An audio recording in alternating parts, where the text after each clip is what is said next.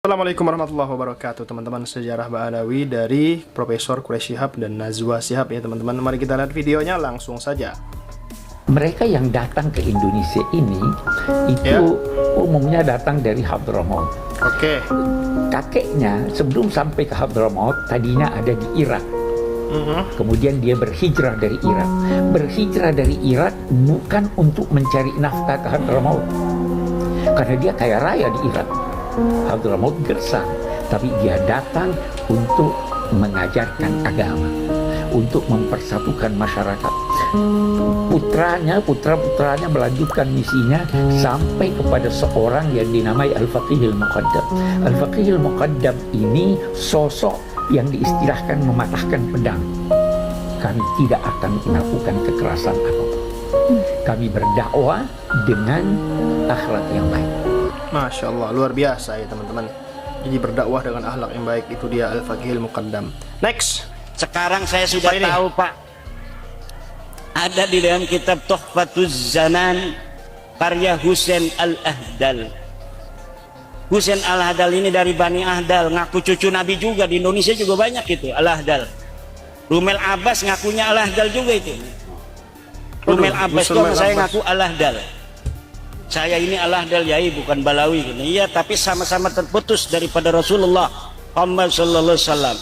Dari zaman dulu keluarga ini saling kuat menguatkan, saling bantu-membantu antara Ba'lawi dan Al-Ahdal.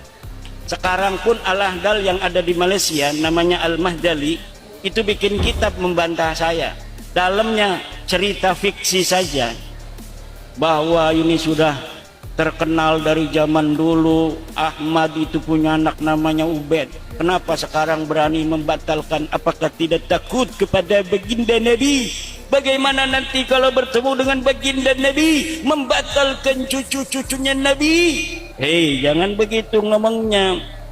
Apa yang akan terjadi dengan dirimu yang membela Ba'lawi jika bertemu Nabi? Sudah tahu Ba'lawi nggak punya dalil ngaku cucu Nabi. Ilmu nasab terputus, sejarah nggak dicatat, DNA melenceng, bukan orang Arab Acan. DNA melenceng, bukan turunan Nabi, bukan orang Arab Acan, tapi masih dibela. At-taqlid ba'da dhuhuril hujjati haram. La ibrata bi dhannil bayini khata'u. Akeh kita medalile, sira dalilendi. Wala takhfu ma laysa laka bihi ilm. Jangan kau ikuti yang tidak ada dalil. Sekarang saya sudah tahu. Ya, seperti inilah Imaduddin teman-teman semua ya. Kasih tahu gak mau. Ya, seperti itulah. Next. Assalamualaikum warahmatullahi wabarakatuh. Ini dia ya pesan penutup Rabithah Alawiyah ya. Kami dari Departemen Humas dan Media Rabithah Alawiyah. Oh ya. Saat ini kami akan menyampaikan bahwasanya semua isu yang berkaitan dengan permasalahan nasab ataupun yang lain-lain yang sedang panas akhir-akhir ini, alhamdulillah telah kami sikapi dengan terarah dan terukur. Betul. Semua telah kami jawab dan kami jelaskan.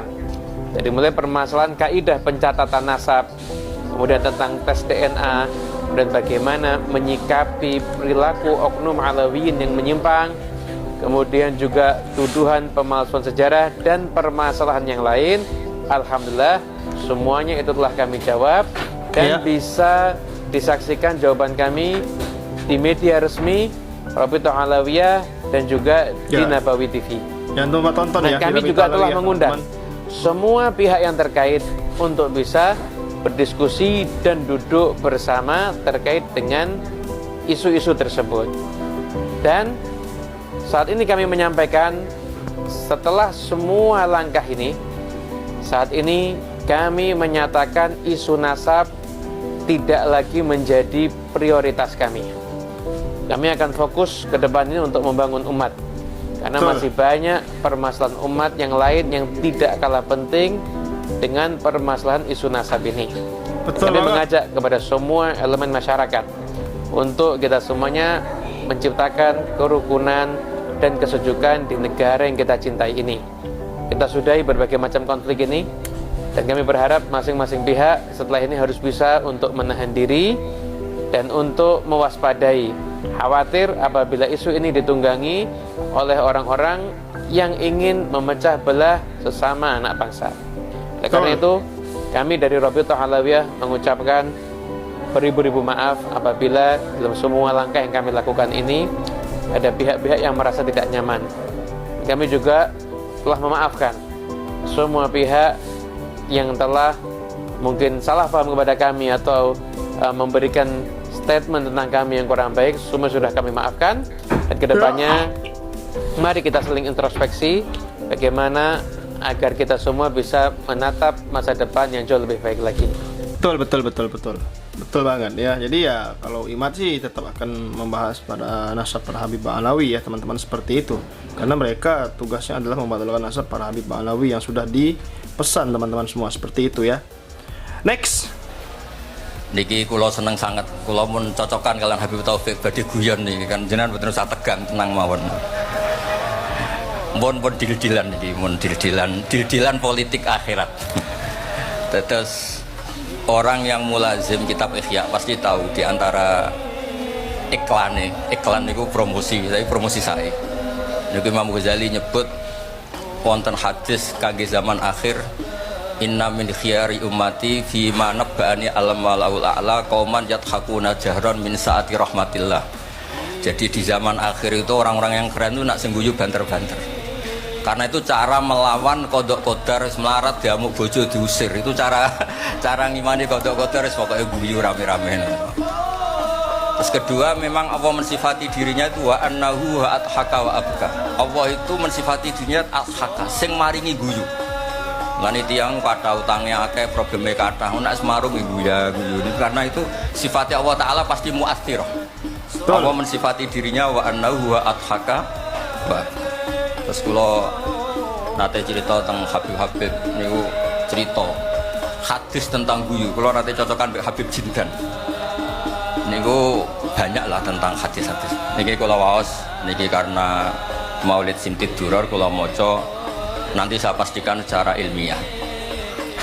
Di antara khas beliau ketika sholawat ngendikan sholatan yattasilu biha ruhul musolli alaihi. Jadi di mana-mana sholawat itu bukti bahwa roh kita itu tersambung dengan ruh Rasulullah Shallallahu Alaihi Wasallam. Dawe Sayyid Muhammad ketika ngendikan bagaimana biruhil anbiya. Bahkan Imam Malik itu memakruhkan orang bilang zurtu qabran Nabi, nggak suka. Harus bilang zurtun Nabiyya Shallallahu Alaihi Wasallam. Li'anna Nabiyya hayyun, karena Nabi itu hidup. Kata Sayyid Muhammad, Allah ngendikan wala taqulu lima yuqtalu fi sabilillahi amwat. Amatu syuhada umum. Orang kebanyakan saja enggak boleh disifati amwat, padahal ini syuhada kebanyakan. Apalagi Rasulullah sallallahu alaihi wasallam la yuqalu lahu mayyit. Karena amatu syuhada saja wala taqulu lima yuqtalu fi sabilillahi amwat. Hada Rasulullah. Lah nanti terus ada perdebatan ulama itu di sisi analisis. Itu ulama pasti debat.